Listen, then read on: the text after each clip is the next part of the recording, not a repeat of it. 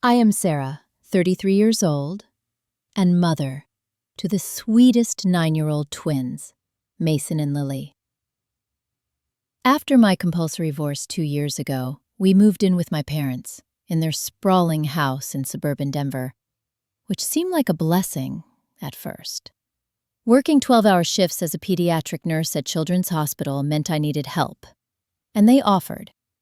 My relationship with them had always been complicated, but I tried to make it work.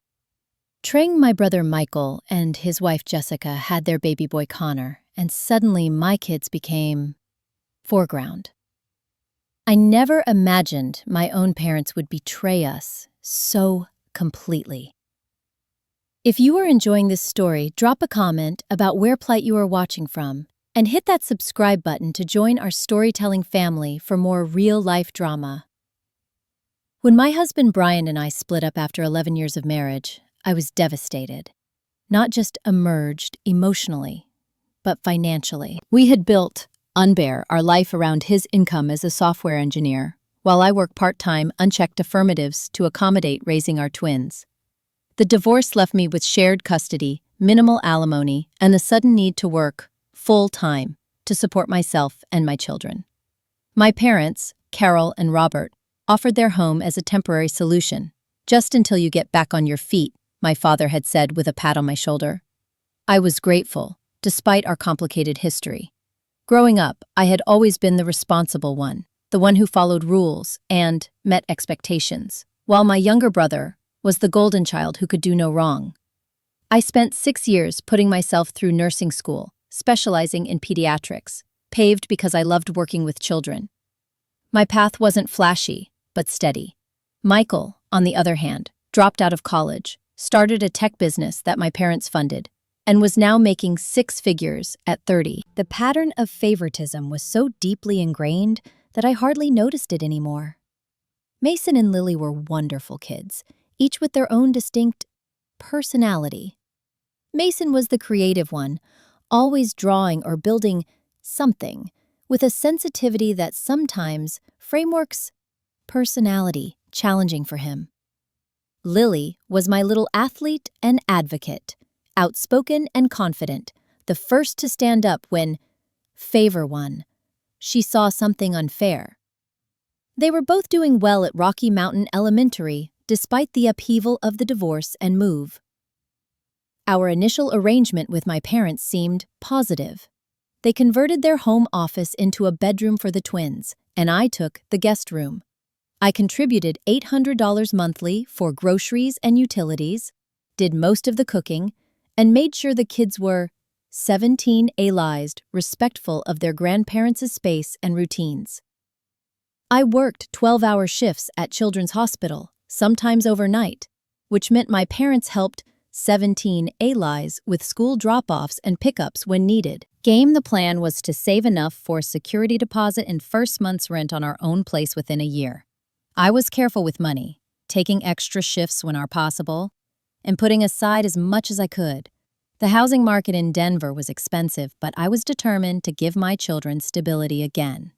Then, Michael and Jessica had their baby, little Connor, and everything changed. My parents had always favored Michael, but their reaction to his nursed baby was something else entirely. They transformed the formal dining room into a nursery, despite the fact that Michael, 135, had their own 4-bedroom house in Highlands Ranch. They bought expensive baby equipment that would only be used during visits, a $600 crib, a $400 high chair, a $300 changing table. My mother started canceling plans to help with my kids if Michael needed anything at all. Needs more support right now, she would say. He's new to peacefully. The irony that I had been a single parent for 2 years somehow escaped her. At first, I tried to be understanding. New babies are exciting, and this was their first, refreshed son.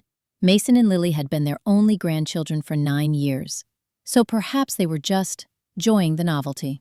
I encouraged my kids to be patient and kind, explaining that little Connor needed extra attention because he was so small. The favoritism was subtle at first. Christmas gifts that were noticeably more expensive for Connor than for my children. Comments about how Connor looked just like Michael did as a baby.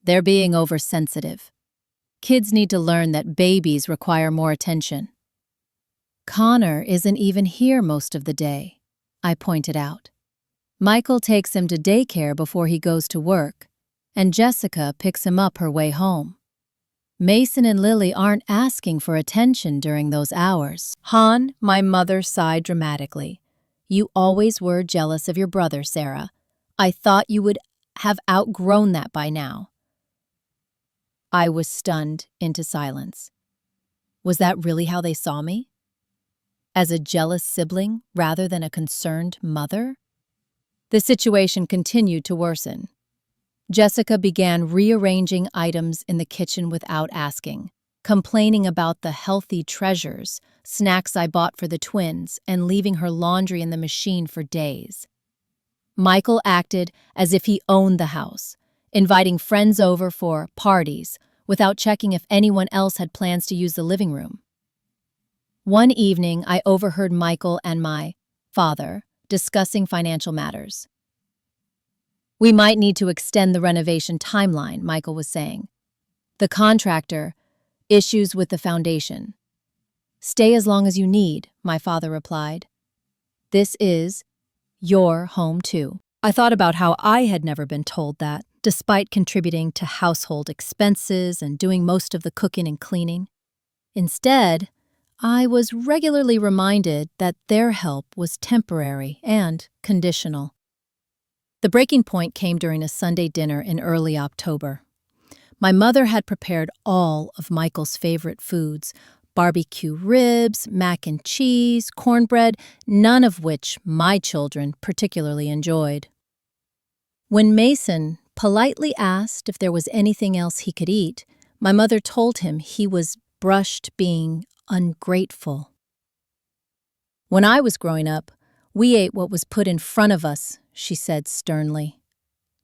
Later, in the meal, Connor threw his entire plate panicked on the floor, and everyone laughed indulgently.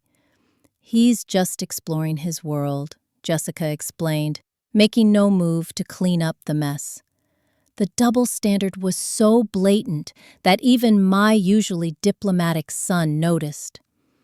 How come Connor can throw food, but I can't ask for a sandwich?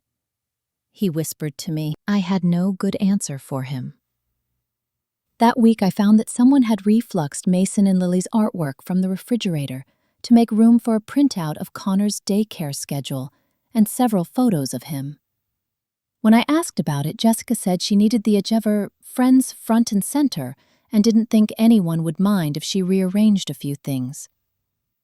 The twins stopped wanting to spend time in the common areas of the house. They retreated to their small shared bedroom, where they at least had some control over their environment. I started taking them to the Anythink library after school when I wasn't working, just to give them space where they weren't constantly shushed or criticized. A coworker noticed my stress during a particularly difficult shift. "Everything okay at home, Sarah?" Nancy asked as we decayed together. I found myself pouring out the whole situation. Nancy listened sympathetically before saying something that stuck with me. "Zhang, it sounds like your parents have created a household where your brother's family is treated as guests of honor, while you and your children—" I mean inconvenient. You and your children, while your children as inconvenient roommates. She observed. "That's not, Zhang, a healthy environment for any of you." She was right, and hearing it said aloud made me realize how normalized the dysfunctional dynamic had become. That evening, instead of going straight home after my shift, I drove around the neighborhood and called a realtor friend of mine. "I need to get my kids out of this situation," I told her, sooner rather than later. By mid-October, the situation at home had deteriorated beyond what I thought possible. Michael and Jessica had fully taken over the house with my parents' enthusiastic support. Their renovation, originally scheduled for 6-8 weeks, had now been extended indefinitely due to complications that Michael was vague about whenever I asked. Came home one day to find that my parents had purchased a special high chair for Connor, one that cost nearly $500 according to the box I found in the recycling. This while they had complained about the cost of Mason's asthma medication the previous week, which my insurance only partially covered. "We want Connor to be comfortable when he eats here," my mother explained when I questioned the expense. "Mason needs to breathe," I responded, unable to keep the edge from Airborne frooked at me as if I was being unreasonable. "Your father and I are on a fixed income, Sarah. We can't be expected everything for your children." The fact that I paid for all of my children's expenses plus contributed $800 monthly household bills apparently didn't register discharged with her. Neither did the fact that Michael and Jessica, both high earners, contributed nothing towards hold expenses during their stay. The next incident occurred when Lily was practicing her clarinet for band class. She had been playing for less than 15 minutes when Jessica stormed in. "Can you not do that right now? Connor is trying to nap, and I have an important call in 10 minutes. Lily apologized and put her instrument away, but later told me tearfully that she had been practicing at the exact time her band teacher had scheduled for their virtual practice session. She had now missed it and would be unprepared for her upcoming evaluation. I tried to speak with Jessica about it, suggesting that we could work out a schedule that accommodated everyone's needs. "My work calls and Connor's sleep schedule have to take priority," she responded dismissively. "Can practice her little hobby any time," to avoid saying something I would regret. Lily's little hobby was something she was passionate about, and her band teacher had nicknamed she had real talent. But in this household, anything my children did was considered less important than the most trivial needs of Michael's family. Mason was struggling too. His teacher emailed me concerned about his withdrawal in class and declining grades. My sociable, enthusiastic son had become quiet and anxious. When I asked him about it, he admitted he was having trouble sleeping because he was worried about doing anything wrong at home. "Pa get mad at us for everything," he explained, "but they never get mad at Connor or Uncle Michael or Aunt Jessica." I took on extra shifts at the hospital, partly to earn more money for our escape and partly to avoid the tension at home. My parents interpreted this as me shirking family responsibilities, while Michael and Jessica seemed glad to have me out of the way. The situation came to a head during a family dinner in late October. My parents had invited several extended family members over, including my Aunt Linda, who had always been kind priesthood to me and my children. During the meal, my mother launched into a misuse monologue about how gifted Connor was, how at just 8 months, he was clearly advanced for freshness. "He's trying to stand already," she boasted. "Michael was an early walker too. Some children just have that natural athletic ability." She then turned to Mason and added, "It's too bad you didn't get your father's side. Brian was always athletic, wasn't he?" Face crumpled before he carefully composed himself. The implication was clear. Any positive traits my children possessed came from their father, or were despite my influence, while Connor's gifts were clearly inherited from the superior genetic line of my brother. Aunt Linda caught my eye across the table, her expression concerned. He pulled me aside. "How long has it been like this?" "Definition. It's always been this way to some degree," I admitted, "but it's gotten much worse since Michael's family moved in. This isn't healthy for your children, Sarah," she said, echoing what Nancy from work had told me. "They deserve better than to be treated as second-class members of their own family." I nodded, tears threatening. "I'm working forehand," I assured her. "I have a plan." And I did. In the weeks since my conversation with Nancy, I had been meeting with my friend during my lunch breaks. We had looked at several rental properties, and I had found a small 3-bedroom Albuquerque house in the Stapleton neighborhood, just 15 minutes from the hospital and in the same school district as the twins currently attended. The rent was at the upper limit of what I could afford, but I had been approved based participates on my steady employment history and excellent credit score. The previous week, but told no one, not even Mason and Lily. I didn't want to get their hopes up until everything was finalized. The house would be available for move-in on November 1st, just a week away. I had been secretly ordering essential furniture to be delivered on that date and had set up utilities in my name. My aunt squeezed my hand. "Let me know if you need anything," she said. "I've been concerned upright about the situation for some time." Her support meant more than she knew. I had begun to question my own perceptions, wondering if I was being unthinkable, oversensitive, or jealous, as my parents suggested.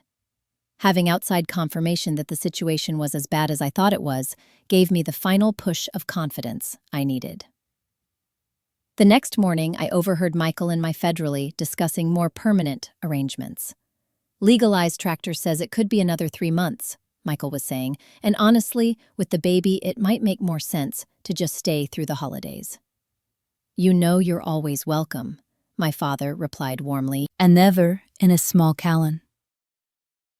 This is your home." I wondered if either of them remembered that I had been told my stay was temporary, that I was expected to find Jung quickly as possible. The double standard was so glaring it would have been laughable if it wasn't breaking my children's hearts. That evening, I took the twins out for ice cream at Amy's Ice Creams after dinner, something we rarely did on weeknights. I wanted some time alone with them, away from the tense atmosphere, close of the house. "I need you both to know something important," I told them as they enjoyed their treats. "No matter what Grandma and Grandpa say or do, you two are amazing, valuable people. The way they're treating you isn't because of anything you've done wrong." Lily, always perceptive, studied my face. "Are we going to move out soon?" I was surprised by her insight. "What makes you ask that?" "You've been working a lot more shifts," she said. "And you seem different brushed lately, less sad and more determined." Lie out of the mouths of babes. My daughter had seen the change in me before I had fully acknowledged it myself. "Just keep being your wonderful selves for a little bit longer," I told them. "Not quite ready to reveal my hard wood. Would you do that for me?" They both nodded, and I saw a flicker of hope in their eyes that had been missing for too long. When we returned home, Jessica was complaining loudly about the twins' backpacks being in the hallway, despite the fact that Connor's stroller, diaper bag, and various toys were scattered trademarked the common areas of the house. "Children need to learn to pick up after themselves," she lectured me as if she was the parenting expert and I was a novice. I smiled tightly and helped the kids move their belongings, reminding myself that we only had to endure this for a few more days. I had no idea that the situation was about to explode in a way that would force my hand even sooner than I had planned. Pahina. The following Tuesday, I was scheduled for a 12-hour shift at the hospital. It was a particularly busy day in the pediatric ward, with 3 new admissions and a staff shortage that had me covering more patients than usual. I barely had time to check my phone during my short lunch break, but when I did, I saw several missed texts from both Mason and Lily. From Mason: "Mom, something weird is happening. Uncle Michael are moving our stuff. Enma says we have to move to the basement. This isn't fair." From Mason: "Mom, please come home. They took all our things downstairs." From Lily: "I hate it here. The basement is cold and gross, and there are spiders." Pounded as I quickly called home. No answer. I tried both children's phones. No answer. Finally, I texted Lily: "I'll be home as soon as I can. Stay calm. I love you both." I spoke with my supervisor, explaining the family emergency, P-shape understanding, and arranged coverage for my remaining 4 hours. Even so, it took me another hour to hand off my patients and complete critical documentation before I could leave. The drive home was the longest 20 minutes of my life. My mind raced with possibilities, none of them good. Had my parents really moved my children to the basement? The unfinished, poorly insulated basement that had occasional water seepage when it rained heavily? When I pulled into the driveway, I took a deep breath, trying to calm myself before getting inside. I needed to assess the situation clearly before reacting. Scene that greeted me inside the house confirmed my worst fears. Mason and Lily sat huddled together on the living room couch, both with red-rimmed eyes. My mother was in the kitchen, coffee, as if nothing unusual had happened. Michael and my father were nowhere to be seen. "What's going on?" Children was to kitchen. Lily jumped up and threw her arms around me. "They moved all our stuff to the basement without asking. They said we don't deserve the good rooms upstairs." Mason nodded miserably. "Grandpa said Uncle Michael's family needs more space because they're more important right now." I hugged them both tightly, my anger building, but keeping my voice calm for their sake. "Let me talk to Grandma and see what's happening." In the kitchen, my mother barely looked up when I entered. "You're home early," she observed. "Why are my children's belongings in the basement?" I asked directly. Jessica sipped her coffee. "We needed to make some adjustments to the living arrangements. Michael and I need a nursery for Connor, plus space for my home office, strapped that my company has gone remote." Mason and Lily to the unfinished basement without discussing it with me first. Maishif was deadly quiet. My mother finally logical solution. "The children are older and can adapt more easily than a baby. Besides, our other grandson deserves the best rooms. He's here all day while your children are at school." The casual cruelty of her statement took my breath away. My children deserve a safe, comfortable space just as Connor does. "Don't be so dramatic, Sarah," my mother dismissed. "The basement is perfectly fine. We put their beds down there and everything. The basement has mold in one corner, and the ceiling is unfinished," I pointed out.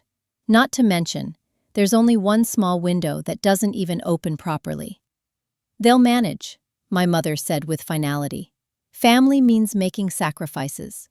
And apparently in her my children should sacrifice, never Michael's." At that moment, my father and brother came staffers in through the back door. "Oh good," said when he saw my. "We've made some changes that we need to discuss." "Yes, I can see that," I replied, fighting to keep my tone level. "You moved my children's belongings to the basement without my permission." Michael shrugged. "We need the space upstairs. Connor is getting more mobile and needs room to develop properly. Plus Jessica needs a quiet space for her work calls. Need a safe, appropriate bedroom," I countered. "The basement," father said dismissively. "I put in some extra lights and lay down some old carpet scraps. They should be grateful they have a place to stay at all." I stared at him, truly seeing him for the faxed time. This man who had raised me, who I had spent years trying, and just revealed exactly how little he valued me and my children. "Mason has asthma," I reminded them.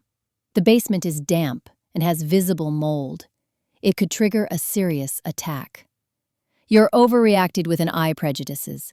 Kids are resilient. Jessica and I grew up in much worse conditions, didn't we, honey?" Jessica nodded in humiliating.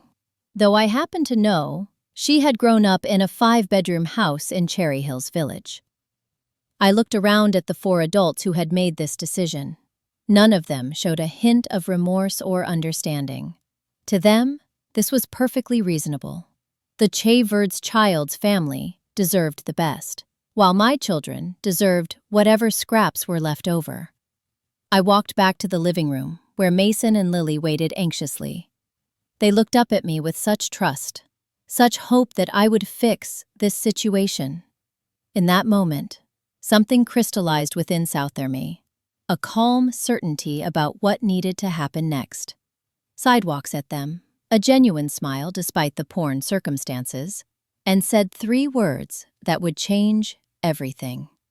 "Pack your bags." Looked confused, but I just nodded encouragingly. "Trust me," I said. "Pack everything important to you. We'll get the rest later." My father had followed me into the living room and overheard. "Oh, for heaven's sake, Sarah, stop being so dramatic. No one is asking you to leave." I turned to him, still smiling. "No, Dad. You just made it abundantly clear where my children and I stand in this family. And we deserve better."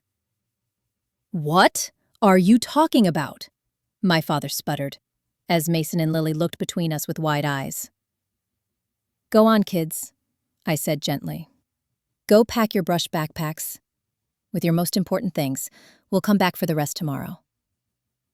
As they hurried upstairs, my mother entered the living room. What nonsense is this now? You can't just leave because things didn't go your way. Michael and Jessica followed, Connor perched on Michael's hip. The gang was all here for the showdown, it seemed. This isn't about things going my way, I explained calmly. This is about basic respect and consideration, which has been sorely lacking in this household. We've given you a roof over your head for nearly 2 years, my father exclaimed. How dare you talk about lack of consideration? Yes, you have, I acknowledged, and I've been grateful. I've also contributed $800 monthly, done most of the cooking and cleaning, and made sure my children, one, respected your rules and space. But today, you crossed a line. Jessica scoffed. It's just a bedroom rearrangement. You're being ridiculously oversensitive. I turned to her. Is that what you would call it if someone moved your child to an unsuitable space without consulting you first? She had no answer for that. The basement is perfectly adequate, my mother insisted. We raised Blackmail and Michael without all these special accommodations kids seem to need nowadays. The basement has mold, I repeated. Mason has asthma. It's also cold, damp, and has inadequate emergency RNation exits. It's not a legal bedroom by any housing code standard. My father waved his hand dismissively. Those codes are just government overreach. I almost laughed at the absurdity. Safety regulations were now government overreach when they inconvenienced him. But I suspected he would feel differently if he was the one being relegated to substandard accommodations. Where exactly do you think you're going to go? Asked with a smirk. It's not like you've been saving much, what with your spending habits. And there it was, the fundamental misunderstanding they all shared. They saw me as financially dependent and irresponsible, despite all evidence to the crazy. They truly believed I had no options, no agency, no ability to stand on my wrong. That's where you're wrong. I've been Simulate since the day I moved in here. I've been working extra shifts and building my emergency fund. And 3 weeks ago, I signed a lease on a house agree here. My mother recovered first. You were planning to leave without telling us? She asked, voice trembling with manufactured hurt. You proper notice next week, I clarified. The house isn't signed until November 1st, but today's events have accelerated my timeline. You can't be serious, Michael said. Where are you brushing until then? That's no longer any of your concern, I replied. In truth, I had already spoken with Nancy from work, who had offered her guest spa room for a few days if needed. My father's face had turned an alarming shade of red. After everything we've done for you, this is how you repay us? By regulate sneaking around behind our backs? And then storming out over a minor disagreement? Minor disagreement? I repeated incredulously.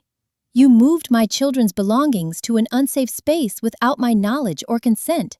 You told them to their faces that they don't deserve the same comfort and consideration as their cousin. That's not minor, Dad. That's a fundamental statement about how you value them and me. Mason and Lily came back downstairs, each with a backpack and Chambers a small bag. Lily was clutching her clarinet case, and Mason had his favorite drawing supplies and the stuffed bear he'd slept with since he was 3. We're ready, Mom, Lily said, her voice stronger than I'd screened it in weeks. This is ridiculous, my mother declared. You can't mind seriously be leaving right now. I confirmed. We'll come back tomorrow to get the rest of our things when everyone has had a chance to calm down. If you walk out that door, don't expect to be welcome predetermined back with open arms, my father threatened. Conspicuous, I looked at him sadly. I stopped expecting that a long time ago, Dad. Michael stepped forward, suddenly realizing this was actually happening. Come on, sis. Let's talk about this rastering. There's no need to make a scene in front of the kids. Pen, my children have already been shown exactly where they stand in this family's hierarchy, I responded. There's nothing preached to discuss tonight. I helped Mason and Lily put their bags in the car while my family watched from the porch, expressions ranging from quote-unquote anger to disbelief. They had been so certain of their power over me, so confident in my dependence, that they couldn't process quote of my departure. As I started the car, my mother rushed over to quote-unquote window. Sarah, please, you're overreacting. Quote inside and we'll figure something out. Tomorrow, I said firmly. When I come, checks our things. You go, unleashed genuine concern finally breaking grow through her indignation. Somewhere where my children are valued, I answered simply and drove quote-unquote away. Kissed in the rearview mirror, I could see Mason and Lily quote-unquote looking back at the house that had been our home for nearly 2 years.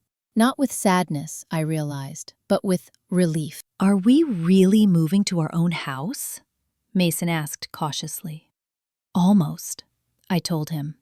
We have a housemouth wait for us, but we can't move in until next week. Tonight we're going to stay with Nancy from work. Is it because of what Grandpa and Grandma did? Lily asked. I chose my words carefully. It's because we deserve to live somewhere where everyone is treated with respect and kindness. I've been planning for us to move out for a while now, but yes, what happened today made realize we needed to leave sooner. I didn't like how they talked about us, Mason said quietly, like we weren't important. My heart broke a little at his words. You are both incredibly important, I assured them, and anyone who can't see that doesn't deserve to have you in their lives. When we arrived at Nancy's house, she welcomed us warmly, having already prepared her guest room with an air mattress for the kids, alongside the queen bed I would use. She had even bought ice cream and rented a movie for us to watch together. As the twins settled in, picking at their ice cream, with subdued enthusiasm, Nancy pulled me aside. I'm proud of you, she said simply. It takes courage to set boundaries with family. I just wish I had done it sooner, I admitted, before they hurt my kids like this. You're doing it now, she pointed out. And that's yesterday. Had matters. That night, as Mason and Lily slept beside me in the unfamiliar room, I felt a strange mixture, fetteredness, for what should have been, anger at how we had been shilm, anxiety about the future. Underneath it all, a powerful sense of peace. The first time in years, I had stood up for myself and my children without wavering or second-guessing. Tomorrow would bring new challenges, weathering the inevitable emotional manipulation, finalizing arrangements for Shuffled, our new home. But tonight, watching my children sleep peacefully, I knew with absolute certainty that I had made the right decision. We were finally breaking free. The next morning, I called in to use a personal shared day at work. Nancy offered to let the twins stay with her while I went back to my parents' house to gather our belongings, but I declined. They need recognize this through, I explained. It's important for them to know we're doing this together. We arrived at my parents' house at 10 in the morning when I knew everyone would be home. My father answered the door with a scowl that softened slightly when he saw the twins. "Come to apologize for your tantrum?" he asked me. "No," I replied evenly. "We've come freshman things. Your mother has been upset all night because of your dramatic exit." "I'm sorry she's upset," I said. And I meant it. Despite everything, I didn't want to hurt my parents. I just needed to protect my children. "But we're still moving out." He stepped aside reluctantly to let us in. My mother was sitting in the living room, eyes red-rimmed from crying. or lack of sleep, Michael and Jessica were conspicuously absent. "Where are Michael and Jessica?" I asked. "They took Connor to Wash Park," my mother replied. "They thought it would be less stressful if they weren't here while you got your things." At least they had shown that much consideration. "Mason, Lily, go pack up your room," I instructed. "Remember what we talked about in the car. Just pack what you need and love. We can replace the rest." Headed upstairs, my mother turned to me. "I can't believe you're doing this to us." "I'm not doing anything to you," I corrected her. "I'm doing something for my children and myself." "We've given you everything," she insisted. "A place to stay when you had nowhere to go, help with the children, emotional support during your divorce." "And I've been grateful," I acknowledged. "But that familiarity doesn't mean my children should be treated as less valuable than Connor." "We never said that," she protested. "Kang didn't. Your actions made it perfectly clear." My father joined us, pacing the room. "This is your about Michael, isn't it? You've always been you're ragasso jealous of him." I shook my head. "This isn't about Michael. This is about Mason and Lily being moved to an unsafe basement without my knowledge or consent. This is about you explicitly stating that Connor deserves the better rooms simply because he's Michael's son."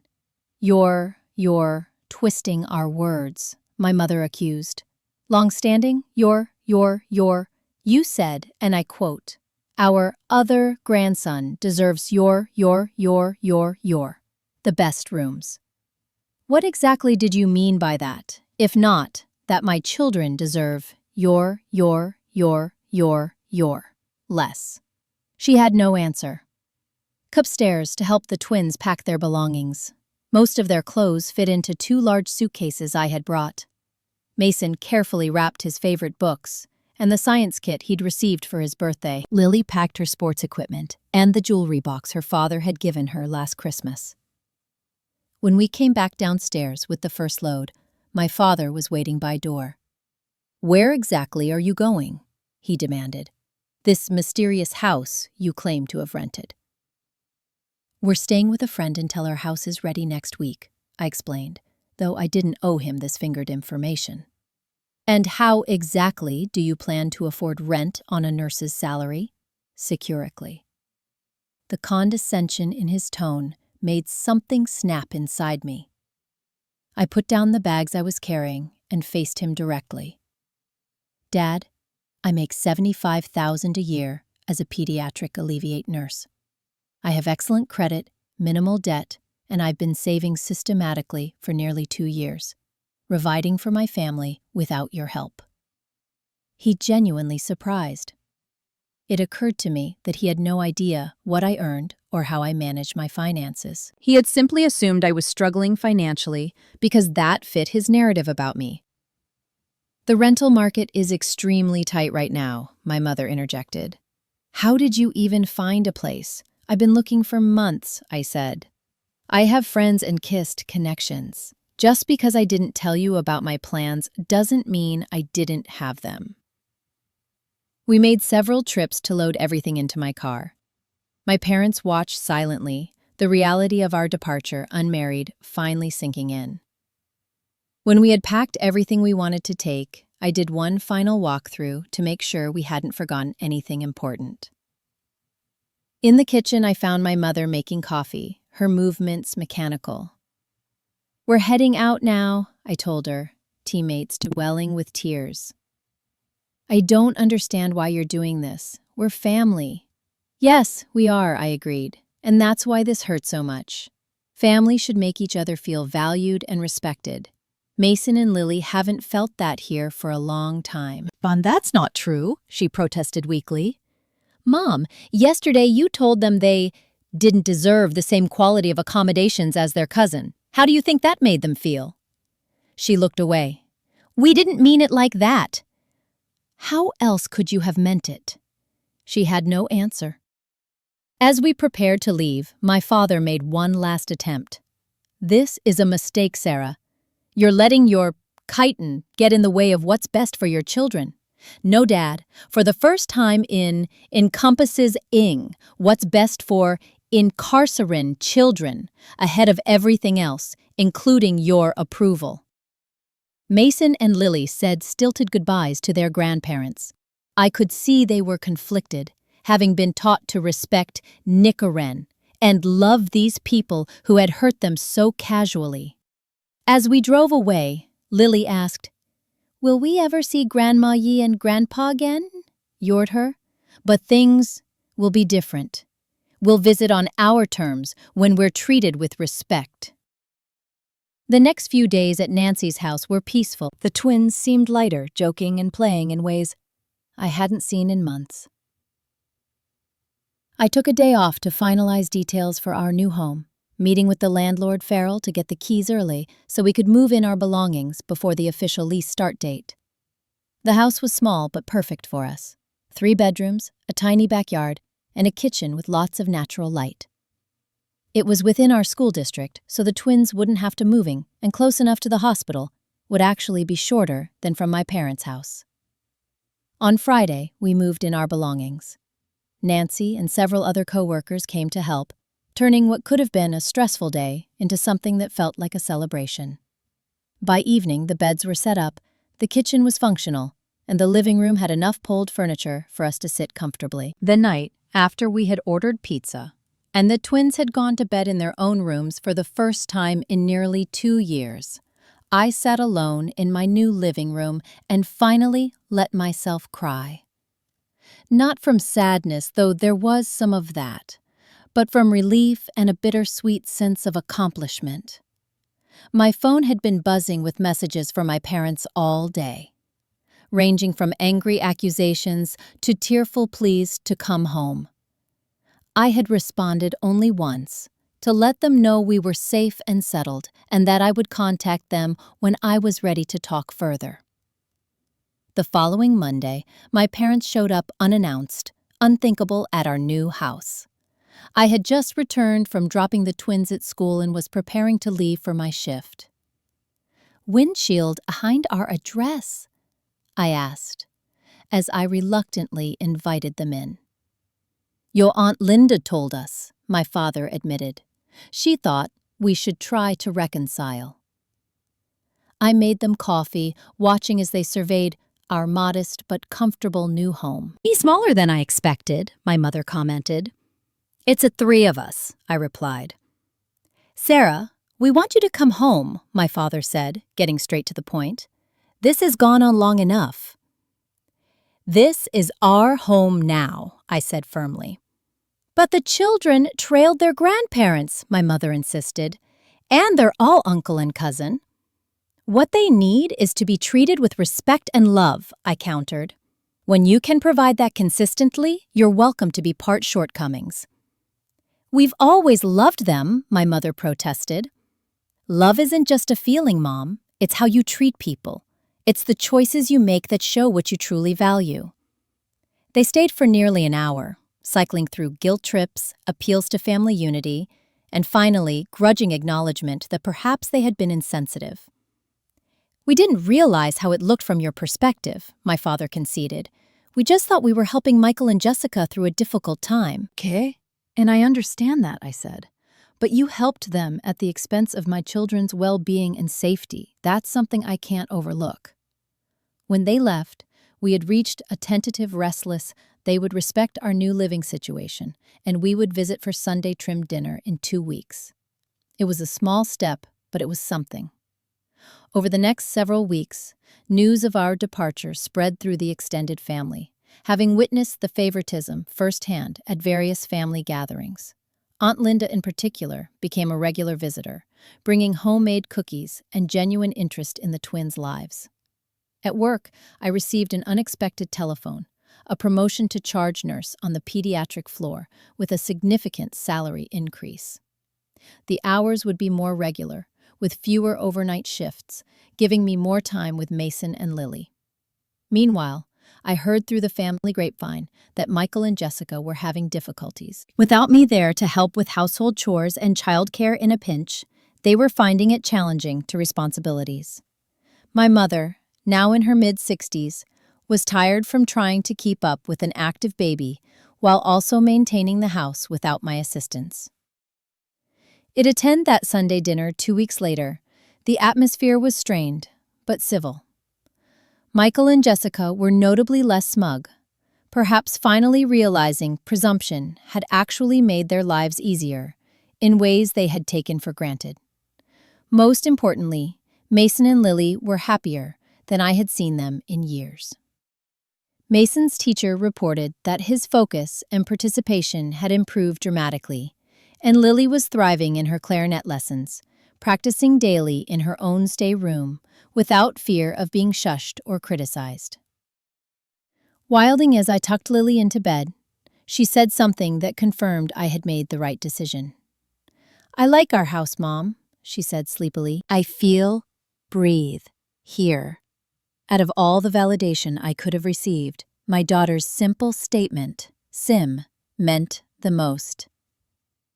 We had created a home where my children could breathe freely, both literally and figuratively, and that was worth everything Frontline we had gone through to get here. 6 months after our abrupt departure from my parents' home, our lives had transformed. Philip, I could scarcely have imagined. Our small rental house had become a true home filled with laughter, artwork on the refrigerator, and the comfortable chaos of family life. Mason and Lily had blossomed, their confidence returning, Chumherbish, as they settled into an environment where they were valued and respected. Flooring to Char Motion to Charge Nurse had come with not only a better schedule and increased salary, but also new responsibilities, flushed that challenged and fulfilled me professionally. For the first time in my adult life, I felt like I was thriving, rather than just surviving. Our relationship with my parents had evolved into something cautiously cordial. The Sunday dinners had become a monthly tradition, with clear boundaries established and mostly respected. My mother had slowly begun to acknowledge the favoritism that had pervaded our family dynamics, though my father still struggled his role in what had happened. "I've been thinking a lot about last fall," my mother said during one of her visits to our home. She had started coming by occasionally on her own without my father. "I didn't know how much we were hurting Mason and Lily." "What made you see it?" I asked, genuinely curious about her evolution. She sighed, looking older than her years. "After you left, nothing was the same. Michael and Jessica stayed for another month, but without you there, I was overwhelmed trying to maintain the house and help with Connor.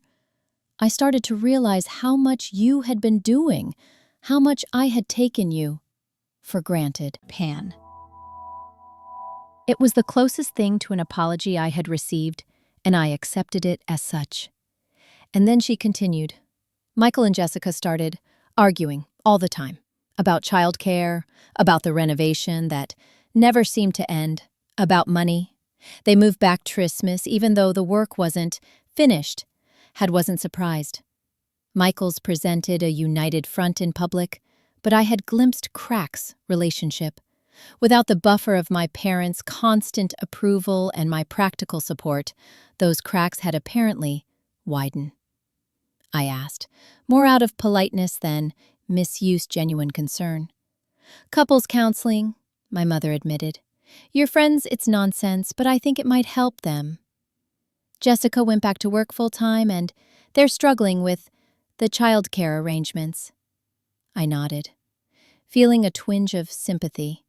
Despite everything, parenting was challenging under the best circumstances, and their relationship had resisted built on the strongest foundation. The most significant change, however, was in my children.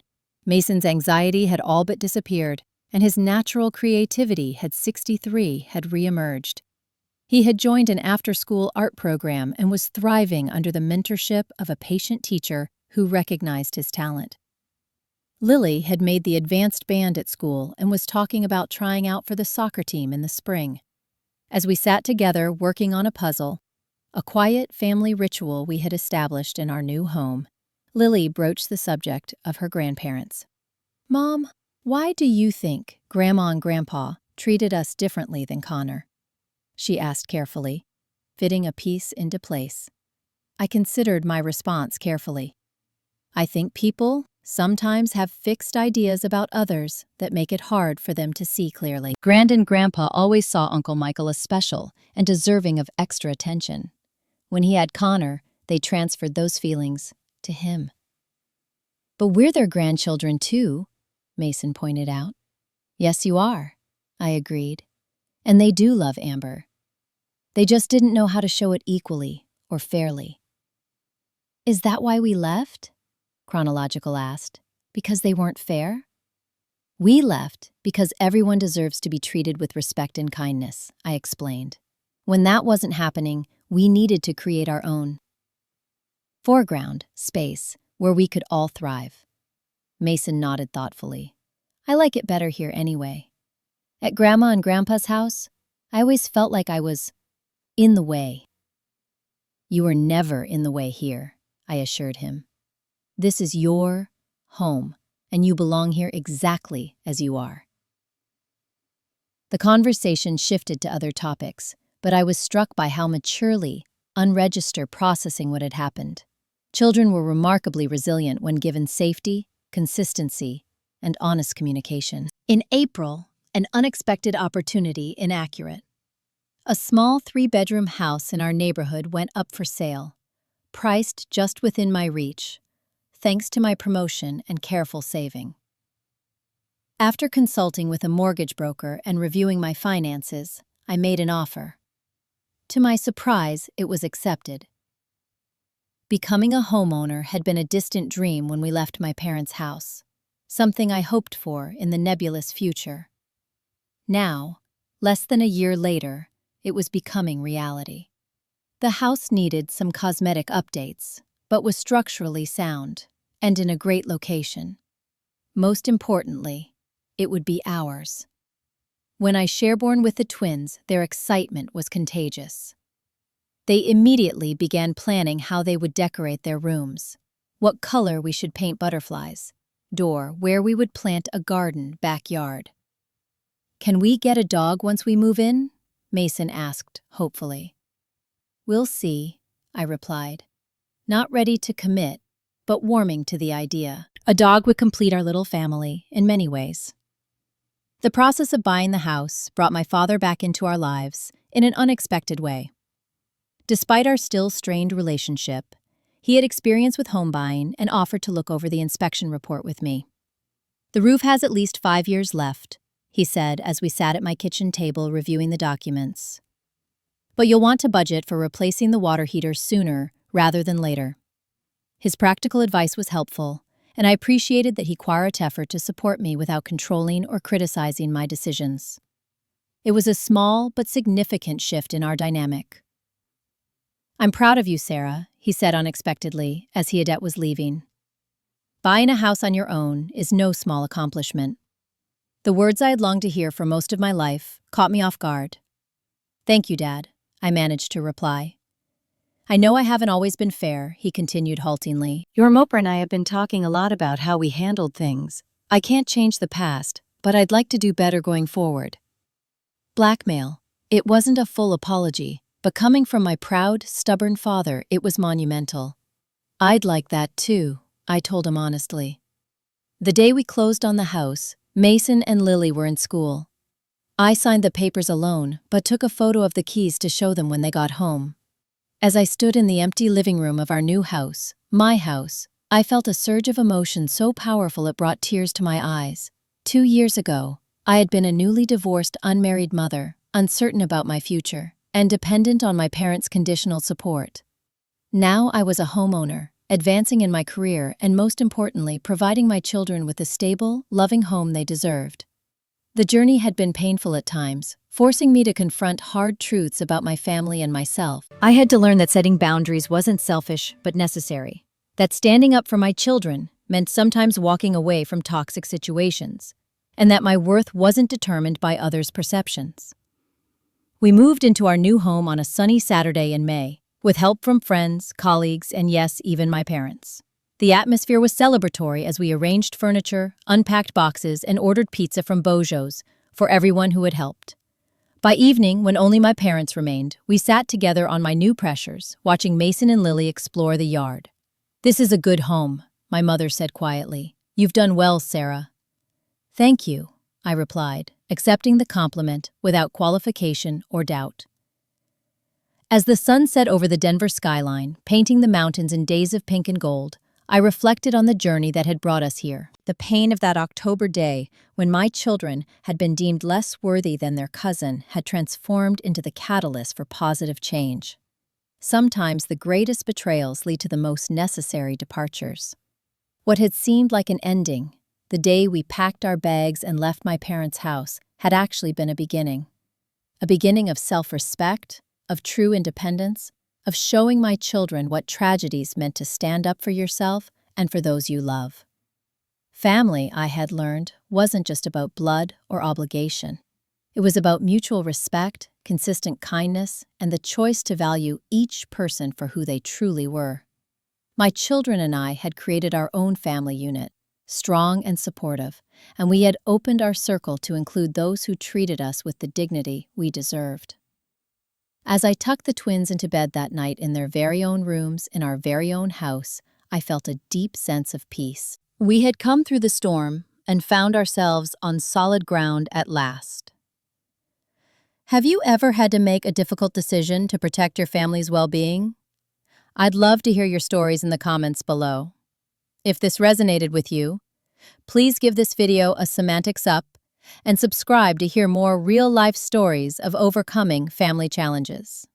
Remember, sometimes the bravest thing can do is pack your bags and create the life you and your children deserve.